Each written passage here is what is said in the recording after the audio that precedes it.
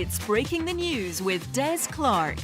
I am Des Clark, and this is Breaking the News, the show that breaks the week's news and asks four opinionated panellists to put it back together again. Now, joining me this week is comedian Andrew Maxwell, and with him, stand-up Amy Matthews. And facing them is broadcaster and stand-up Ashley Storey, and with her is comic Larry Dean.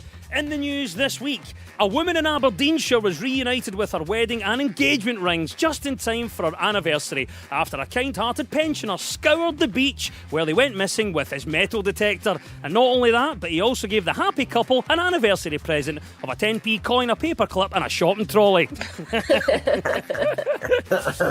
Health experts are urging caution over Russia's claim of a COVID-19 vaccine. Despite criticism, Vladimir Putin says he's confident the entire nation will be given the jab just as soon as they've manufactured enough umbrellas to administer it.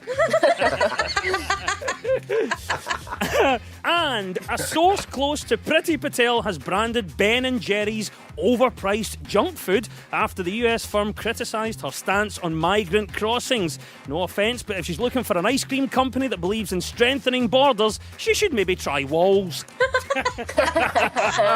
Oh, dear. Right, you've met the panel. Now, let's crack on with round one. Hey, woo! Woo! And this is the Broken News round. Our teams have to guess two major stories of the week that have been mashed together into one single news headline. So, Andrew and Amy, can you tell me the first story, please? This week, Nicola Sturgeon flew to Spain, failed to quarantine, then played in a match against Kilmarnock. and after 5 months at home, 8 Aberdeen teachers, broke lockdown regulations by visiting a bar together, Scottish children, described their actions as a flagrant breach of the rules. Right, what do you think the first story is there, Amy? I think that's the Scottish schools going back. Absolutely right on your answer. It is the news that pupils return to Scotland's schools this week after almost 5 months away from the classroom. That's after an exam season like no other that saw tens of thousands of school pupils have their exam results upgraded after the Scottish Government agreed to accept the original teacher estimates. Now, with the schools returning this week, you will be able to hear the familiar playtime sounds like the kids flicking through their football stickers saying not got, not got, not got, as they run through which Aberdeen players have tested positive for COVID. Do you think it was the right thing to do to get everyone back into school? Well, I don't have kids, but I imagine it's the perfect time to go back to schools for parents because I cannot imagine the break that they need right now. Like, there was a kid at my primary school whose entire personality was putting needles through dead skin on his finger and shouting, "I'm a magician." Like, imagine that all day. Like, how could you deal with that? I just could not deal with it at all. So I imagine for a parent, it's an absolute godsend. Obviously, the schools are going back. The other big story around schools this week is the exams. What's been your reading of that? It's so, obviously explicitly classist. They may as well have just scrapped the grades altogether and given them a piece of paper with a more realistic gateway to employment on it, just a certificate with their dad's job on it and the names of his 3 most influential friends. It's just, I think that's, a more transparently classist approach. Des, for me, the thing that's terrifying about is if, it's being judged by your teachers, which it seems to have reverted back to, if it's your teachers judging you how you've behaved and studied across a year, what's going to happen to all the last minute Larrys? Like me. I got a C in my maths exam by getting up at 5 a.m. on the day of the exam and memorising it all. Right? Now, we mentioned last minute Larrys, and I think we've got one here. Larry only found out he was doing this show about 7 minutes ago. Oh, tell me about it, man. I don't know why they don't actually just go, tell you what, guys, if you wear glasses, put your hand up, you've all got A's. Well, Ashley, I don't know what you were like at school, but obviously it's been a while, 5 months for the pupils not being there. The big week is happening, they're all going back. What do you make of the return of schools in Scotland? I'm like Amy, and I think of all those poor parents who've had to homeschool children, and the closest I've got to homeschooling is teaching my dad how to delete his browser history. So that was stressful enough. So I can't imagine how bad it must be for all those parents who had 5 months of SynCon, TAS, whatever that calculator thing thing is that still has not retained in my head. And what about the exams? Obviously, a lot of hoo-ha around that. Kind of want to sit all the kids down and be like, this doesn't matter. In 7 years' time, we enter into the Hunger Games phase of society. Unless you got a grade A in bow and arrowing or wig making, none of this means anything. So, Andrew, what about yourself? Cast your mind back. Do you have any favourite school memories that stand out? All I really remember, was just a relentless struggle for space on the radiator. You know? Do you know what I mean? Yeah. That was it. It was just fighting for radiator space. And maybe, you know what I mean? Maybe that is a more fair way to decide. The first 5 kids to get to the radiator get to, go to St Andrews. I think that's fair. And also, I think if we ever do get the Olympics in Scotland, that should be the first event that we name the Radiator Dash. There are rumours that Nicola Sturgeon's U-turn on the exam results came about when she realised that this was all about class. The lower class kids were getting poor results, the upper class kids were getting great results, whilst the techie class kids were just getting sent home with a mug rack. Scotland schools opening up is the right answer, Andrew and Amy. Well done, you get 2 points for that. What do you think the second part of our mashup is? Any ideas, Ashley? So Aberdeen players broke the COVID rules, and Bolly Bolingoli of Celtic also broke the rules and went to Spain, and I'm 90% sure I said that name correctly. You did? Oh, yes. Yes. Well done. That is the right answer. It is the news that Nicola Sturgeon has issued a warning to Scottish football as Celtic and Aberdeen matches were called off after their players broke lockdown rules. What did you make of this, Ashley? I don't know if you're into football, but what did you make of the whole situation? I really need the footballers to behave so that football can come back on, because a lot of the football casuals, when they're not fighting about what their favourite football team is and who their favourite player is, they find themselves on the internet fighting about whether I'm funny, and usually they agree that I'm not. So if there's one thing that's united the old firm, it's hatred of Ashley. So I'd like for the football to come back. Larry, been a big week for football. Obviously, we had the Aberdeen players first going out to a bar. Then we had Bolly Bolingoli from Celtic, who went away to Spain and came back, didn't tell the club or anybody else. There was actually suspicions aroused when he turned up at the match with 200 Benson and Hedges and a litre bottle of Bacardi. At that point, people thought, you've been further than Glen Rothes. What do you think then of footballers and their reputation and what they've done this week? I did think it was weird when Nicola Sturgeon said they were privileged, and I'm like, you're talking about Scottish footballers here. Like, I'm a bit, you can't call people that drive Vauxhall Corsas privileged. But no, because football fans have a weird thing with us. I'm a Celtic fan, but I did this podcast and I talked about how much I fancied James Forrest, and now I get the most bizarre messages from football fans going, "Oh, do you fancy the player as well? Oh, cool." I'm like, no, gateway into the gay world in that, man. Larry, when the pretty boy gets sent off, are you doubly gutted? No, I'm too busy going out round the front to try and figure out where he's gone. So if any footballers are listening and you're thinking of going abroad, do, but you have to quarantine in Larry's house after you come back. So. Amy, what about yourself? It's obviously tough for everyone, but the footballers seem to have let the side down. They've had a yellow card warning from Nicola Sturgeon. Do you think that was the right punishment for breaking the rules? I don't know. I think I love that, like, they're not as good at secret getaways as they've historically been, which I'd imagine is a huge relief for their wives. Yes. Andrew, what about it then? Footballers have done some good things during lockdown to improve their reputation, but they've stepped out of line this week. They've been punished. What do you make of it? Yeah, well, I don't care. I don't know. I hate all politicians when they try and bring sporting references in. Like, just stop. It's a yellow card. No, it's not.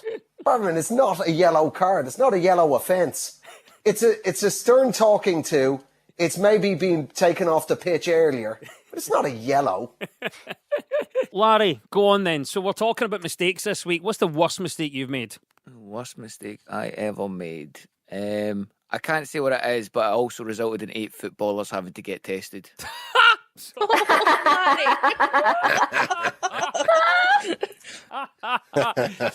The Aberdeen manager Derek McInnes says his players will make it up to the fans in the next game by giving 110% effort right up to the final whistle, or as the players call it, last orders. Yes, well done, Ashley and Larry. You get 2 points for that. It was the mashup of Scotland's schools and Scottish football, and at the end of that round, the teams are on 2 points apiece. Now, so much of our news is about public opinion. So this week we spoke to two legendary Scottish performers and stars of Two Doors Down, Alex Norton and Elaine C. Smith. So Ashley and Larry, you're up first. What story do you think Alex is on about here? I can well understand the appeal of this. Being Scottish, we all love a bargain, right? Normally, I don't need a reason to go to one of these places other than just to enjoy what they have on offer. Maybe my wife and I would go to one twice a week, 3 times if we were feeling flush. It gives us a lot of joy and something I look forward to doing again very soon. Larry, what are you thinking then? What do you think Alex talking about there?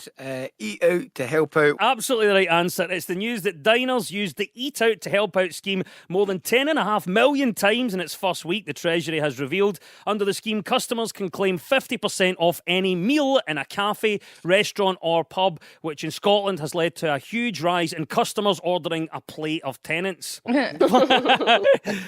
Larry, have you taken advantage in any way of this scheme? Well, I got a bit muddled up because I didn't realise the discount was capped at £10. So the other day, my dad took me and my sister out to watch him eat a mixed grill. Good spectator sport, was it? Oh, absolutely brilliant, mate. It's even now I'm finding it a bit like bizarre just having the waiters with the visors on as well. It's like you're being served by a welder. And they... How hot is this toasty? But it's interesting, isn't it? The whole going out experience has changed. I don't know how you found it, Ashley. Des, I still haven't left the house. Oh, come on. Now, are you serious? No, I'm now worried that I'm going to leave the house and I'm going to die because like a seagull drops a turtle on my head and that's how I'll die. And then it'll be in the news that like woman who hid from coronavirus finally leaves house and dies by turtle. So, Amy, what about it then? Have you been to any pubs or restaurants since they kind of opened up again? I went to the first one last night. I went for some half-price tapas, i.e. I actually paid what I'd want to pay for a tiny dish. Yeah. Half price. Yeah, no, it was really nice. Yeah, half-price tapas in Glasgow's taps off. So well done for getting that. I know. It was really nice. Did you have the patatas bravas? Of course I had the patatas bravas, Ashley. What do you take me for? It was great. We can also reveal that Patatas Bravas was one of the Aberdeen players that failed the COVID-19 test last week. Currently isolating.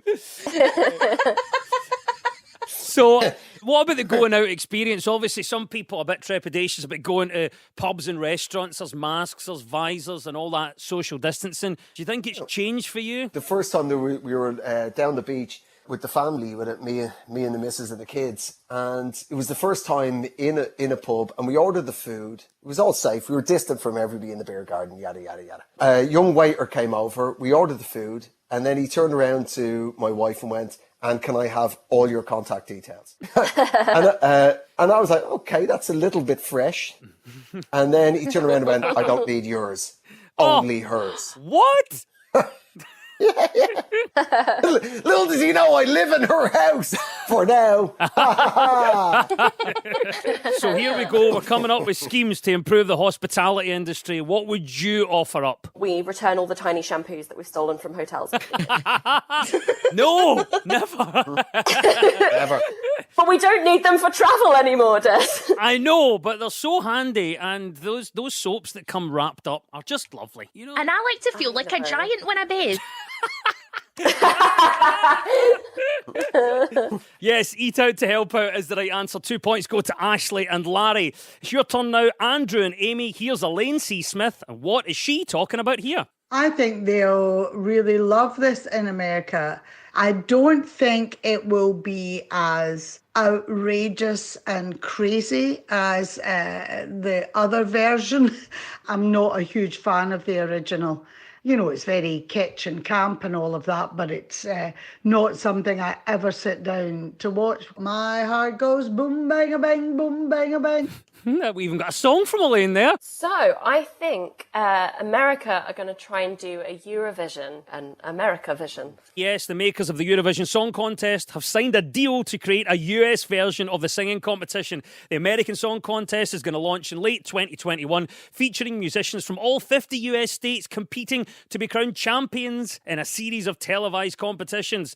Eurovision in the States, do you think it's going to work? The whole appeal of Eurovision is the commentary, right? And I just can't imagine that being the same. So, you don't want Jimmy Fallon being encouraging. You want Graham Norton absolutely ripping a couple of Danish folk singers to shreds. That's... I can't imagine that being the same vibe. Andrew, what about Eurovision? It's obviously going to be launched in the States. Do you see that as something that might work? It might work. They're teetering on the edge of civil war, so they need something. I mean, you can imagine if it's state by state, it will just be like, my mate drove across from one coast, the east coast, to the west coast to Florida. He just turned on the radio and drove straight across. And he went hip hop, country, country, country, country, country, country, country, salsa. and that's what it's going to be, isn't it? It'll end up going. It'll be a country song every single time. Yeah. Larry, what about yourself? I can't stand Eurovision at all. What? I don't get it. Honestly, I've never understood it. And also, I don't think America can't even understand it, because the guy who's in charge of selling it to them is like, oh, it's going to be like a football match. You're going to scream and shout. And I'm like, that's why I don't like the Eurovision. It's because it's far too much like an American football match. Ashley, what about Eurovision for you? Are you a fan of it? I feel like it's going to be huge. I love Eurovision. The best thing about Eurovision is there's pageantry, there's elegance, and there's that ever-present threat that someone is either going to sing out a tune, fall off the stage, or get stuck on their high wire thing and have to get cut down. And that's the magic of Eurovision. That's the good bits and the bad bits all meshed together into one magical, sparkly poof. And it's the best show ever. And Larry, you're wrong. If you were to have a Eurovision song, what would it be called and what would it be about? First of all, I'm going to include Larry in my performance, so we will be a duet. Yes. And I've checked the rights on this, and we will sing "Oh You Cannae Shove Your Granny Off a Bus," and it will start off in Gaelic, and then it'll go into like "Oh You Cannae Shove Your Granny Off a Bus." Boom. And then it'll go into a drum and bass version of "You Cannae Shove Your Granny Off a Bus," and we'll have hip-hop dancers dressed as grannies, and we'll kick them off the stage, but they'll go flying on high wires across the audience, throwing candies and Werther's Originals to the audience below. Yes, an American version of Eurovision is the correct answer, and 2 points go to Andrew and Amy. Oh, hello.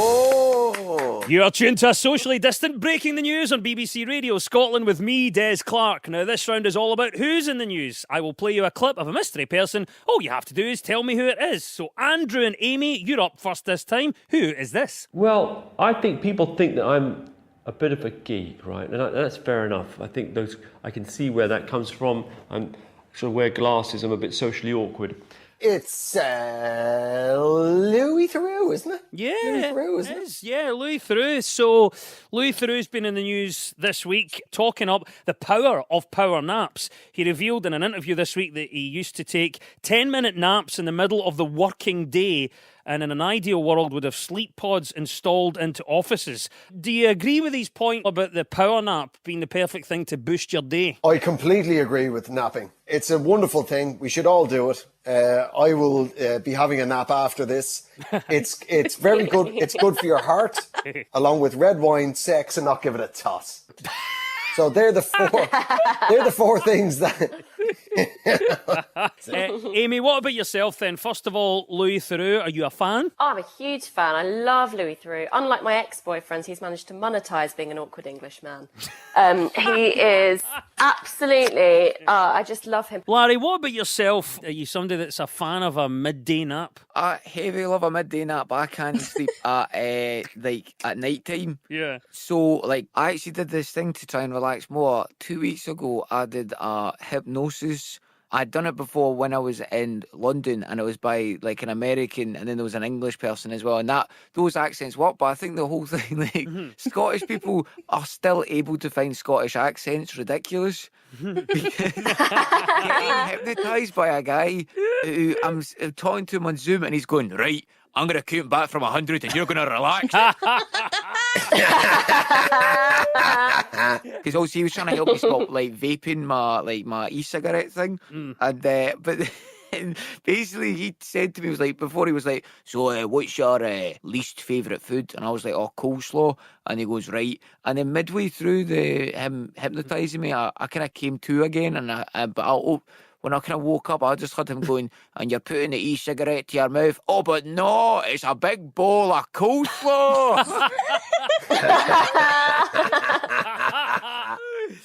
Larry, I think this is hilarious, mate. You should pitch this as a show. BBC Scotland would take that.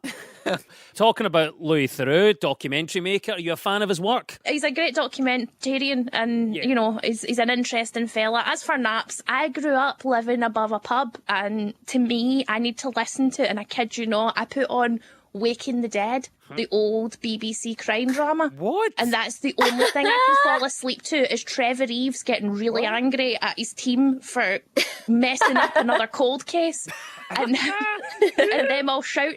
See, that is the most soothing thing in the world, is him being like, you've ruined it again, Nigel. And them getting really angry at each other. Oh, I like that. Louis Theroux's into naps. Any other little tips or things that you do to stimulate your brain? Nothing legal. No, genuinely, I'm a long distance swimmer. I'm a wild swimmer, and I swim long distance. And if you swim after about an hour in the water, then your mind really starts, coming alive. Also, the other thing that I've taken up in lockdown is gardening. Oh, that's nice. Oh, that's lovely. It is. It is. I mean, you've got to look after them. And I mean, it's a hell of an electricity bill, but it's worth it.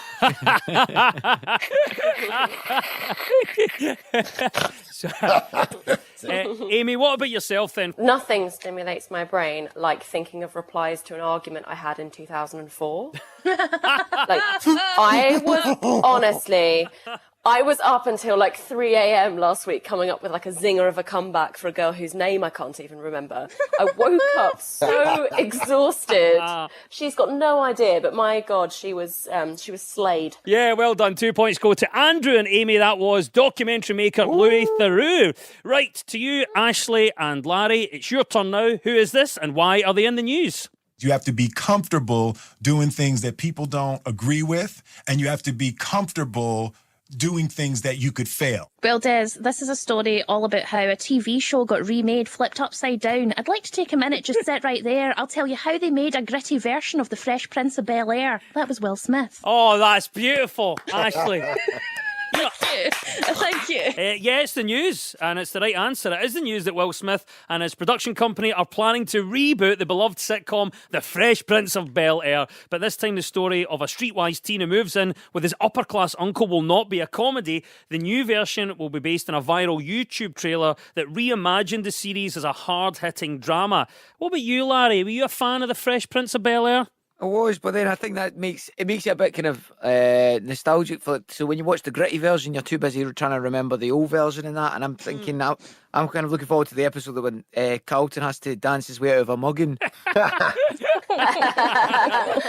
seems to be a thing now for gritty remakes. Disney have done it with a few of the older films, and this seems to have gone to another level. Gritty remakes of sitcoms. Any classic sitcoms, Amy, you'd like to see with a gritty remake? I think what I'd really like to see is maybe something with the IT crowd. You know, just two perhaps like Russian hackers in a basement, living next door to a vampire. And their biggest challenge to date is coming to terms with a woman working in their department.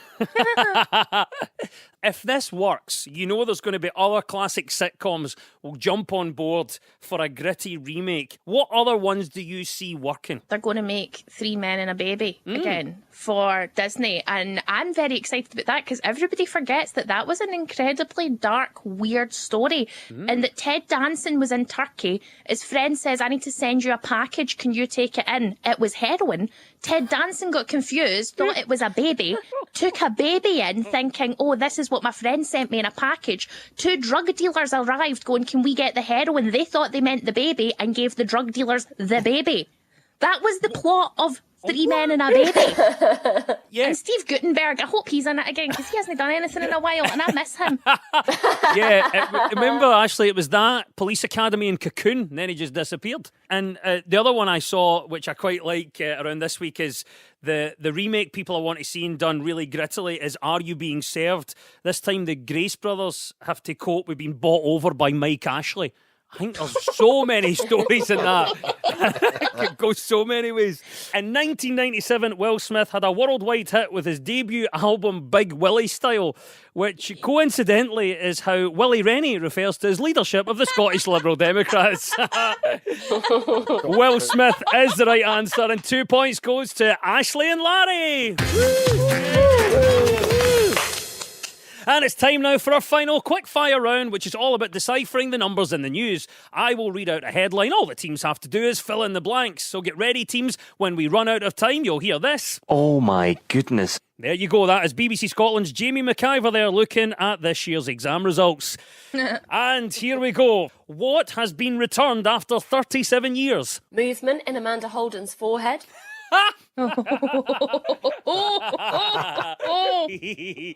What has been returned after 37 years? A big bowl of coleslaw. Brilliant answers there. I can give you the right answer though. A Shetland library book has been returned 37 years late to a library 750 miles away in England. There you go. What are the fines? The current fine in that is sitting at £37.3 million. So good luck to the person having to pay that. Oh my goodness. That's it. That's the klaxon. Jamie has McIvered. And it means at the end of the quiz, our winners this week are Ashley Storey and Larry Dean. Woo! Yay! Woo, woo, woo, woo. And commiserations to Andrew Maxwell and Amy Matthews. Woo! Yeah! Well done, Amy. We were ripped off. We were rocked. And we will leave you with the breaking news. Breaking news just in. Actress Suran Jones says just a single nut can keep her going when her filming schedule gets hectic. The star says the secret is to pop the nut in a big bacon sandwich and it'll keep her going all morning. First Minister Nicola Sturgeon this week tightened up rules designed to prevent the spread of coronavirus. As well as reinforcing advice around safety, she has also increased the list of places where face coverings must be now worn, which include libraries, museum and Scottish places of worship, such as Greg's. And a New Zealand beer has been named Hura Hura after the manufacturers thought this was the Maori word for feather. It's since emerged that it's actually the Maori word for pubic hair. Manufacturers are hoping they won't have to change the name, but have no choice really, as the people who complained have them by the Hura Huras. The news is broken. I've been Des Clark. Goodbye.